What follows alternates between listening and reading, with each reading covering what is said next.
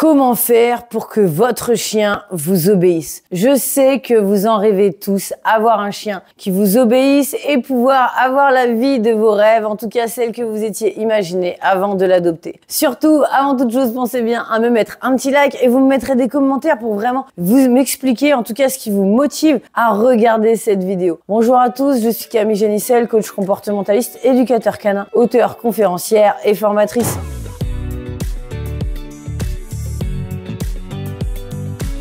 Et je donne tout, y compris grâce aux dernières avancées scientifiques, pour pouvoir vous aider et surtout pour que vous puissiez avoir la vie de vos rêves avec votre chien. Je sais que c'est ce que vous voulez. Comment faire pour que votre chien vous obéisse? Eh bien, en réalité, tout d'abord, il faut comprendre pourquoi ils ne nous obéissent pas en règle générale. Et cela va nous permettre vraiment de pouvoir mieux les comprendre, mieux se faire comprendre, de mieux communiquer avec eux et en tout cas de mieux nous connecter avec eux de manière naturelle pour pouvoir avoir un chien qui vraiment réponde à nos attentes ou en tout cas communique avec nous. Tout d'abord, la première des choses, c'est pourquoi votre chien ne vous obéit pas. Eh bien, il y a beaucoup de raisons à cela et on va encore une fois jeter à la poubelle cette histoire de domination, soumission qui n'a absolument aucun rapport avec cela. Souvent, eh bien, ça peut être parce que votre chien peut avoir perdu confiance en vous. En effet, si à chaque fois qu'il essaye de faire quelque chose ou qu'il fait quelque chose par instinct, par réflexe, il n'en fait pas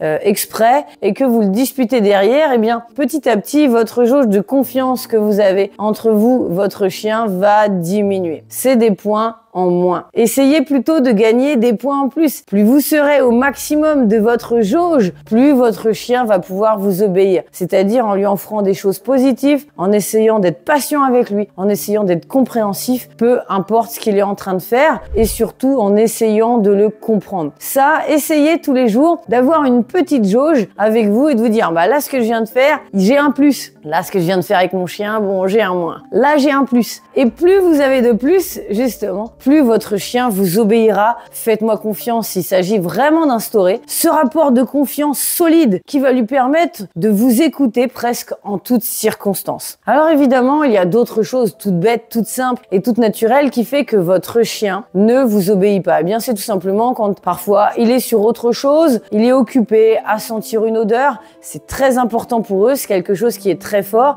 Il est en train d'écouter ou de lire un message, mais ça vous rappelle pas quelqu'un? Les êtres humains aussi, lorsqu'on est occupé, qu'on écoute les informations, qu'on écoute la télé, ou même parfois lorsqu'on regarde un match de foot, eh bien on va être pris dedans. Et quelqu'un peut nous parler derrière ou à côté, on ne va pratiquement pas l'entendre. Et souvent ce n'est même pas volontaire, c'est simplement parce que le cerveau ne peut pas faire plusieurs choses à la fois. Eh bien, le chien, c'est exactement la même chose. Vous allez vous dire, oui, mais il en a marre, il m'écoute pas, il est en train de sentir quelque chose, ou il veut absolument aller voir l'autre chien. Oui, c'est exactement ça. Mais c'est quelque chose qui est naturel et c'est comme nous, ça va être extrêmement puissant chez lui. Il va avoir envie de regarder sa série préférée, il va être dedans et il ne va plus écouter le monde extérieur. Est-ce que pour autant c'est grave? Est-ce que pour pas gagner peut-être un autre petit plus en plus, on pourrait pas tout simplement l'accepter puisqu'ils fonctionnent comme nous? On leur demande de faire des choses et de se concentrer en permanence sur nous alors que nous-mêmes, nous ne sommes pas capables de le faire,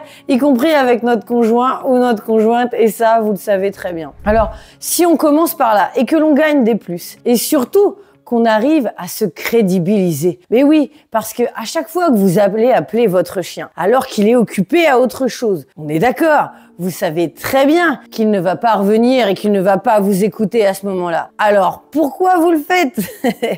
On le fait tous, évidemment, je vous rassure. Sauf que, malheureusement, le chien apprend que c'est tout à fait possible de ne pas nous écouter et donc de ne pas nous obéir. Et on devient un petit peu un fond sonore, comme ça, derrière lui. Alors, qu'est-ce qu'il faut faire? Eh bien, tout simplement attendre qu'il ait fini. On n'est pas à 3 secondes près, sauf si vraiment sa vie est en jeu et qu'il est en plein milieu d'une route, on est d'accord? On attend qu'il relève la tête et puis à ce moment-là, il va évidemment nous regarder puisqu'il est pas con, il sait qu'on est là, il sait qu'on existe et il tient énormément à nous.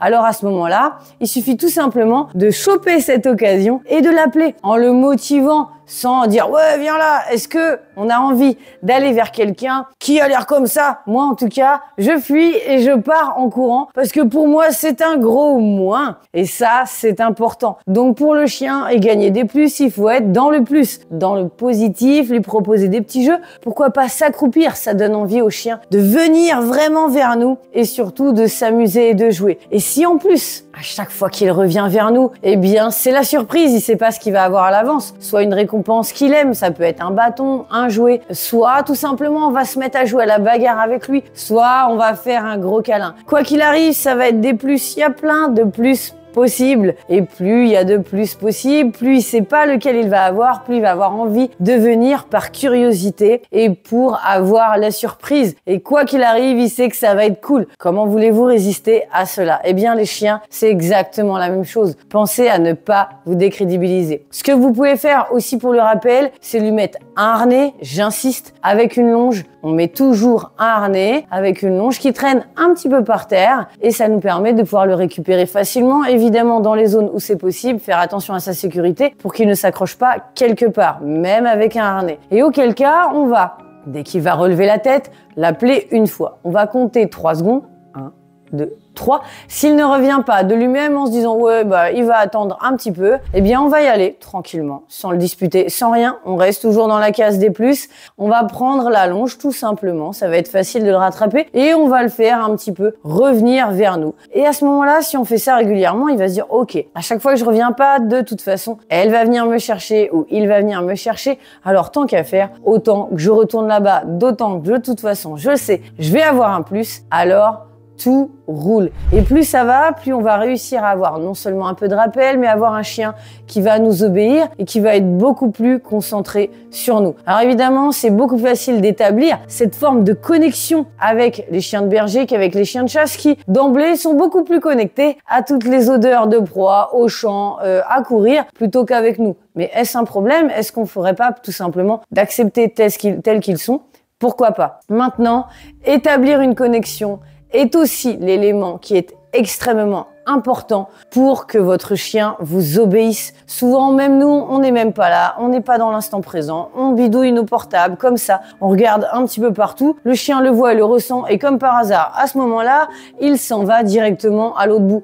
En quelque sorte, moi, vraiment, je vous avoue, je ferais exactement la même chose. Passer du temps avec quelqu'un, lui réserver du temps pour qu'il passe tout son temps, par exemple, au restaurant, à être comme ça sur son écran de téléphone. Moi, non, merci, ça m'intéresse pas. Eh bien, on ne s'en rend pas compte, mais on est exactement comme ça lorsque l'on est avec notre chien. On lui donne pas du temps, on n'est pas là, on n'est pas dans l'instant présent, on pense à tout un tas de choses, on est complètement stressé, on est dans notre vie d'humain. Ok, ça se comprend, on est tous comme ça. Mais le chien, lui, il le ressent. Et ça, bah, c'est un gros moins. Avec des gros moins comme ça, il risque pas de nous obéir. Pour qu'il nous obéisse, il faut vraiment établir une bonne connexion avec lui, bien le comprendre, bien le connaître et surtout lui apporter tout ce dont il a besoin, à savoir une bonne alimentation, une bonne hygiène de vie, beaucoup de promenades et partager du temps, lui donner du temps. Évidemment, moins on s'occupe de lui si c'est une fois tous les week-ends ou 1 heure ou 2 par semaine, ça ne suffit pas à établir une vraie connexion, un lien vraiment très fort avec lui pour que derrière,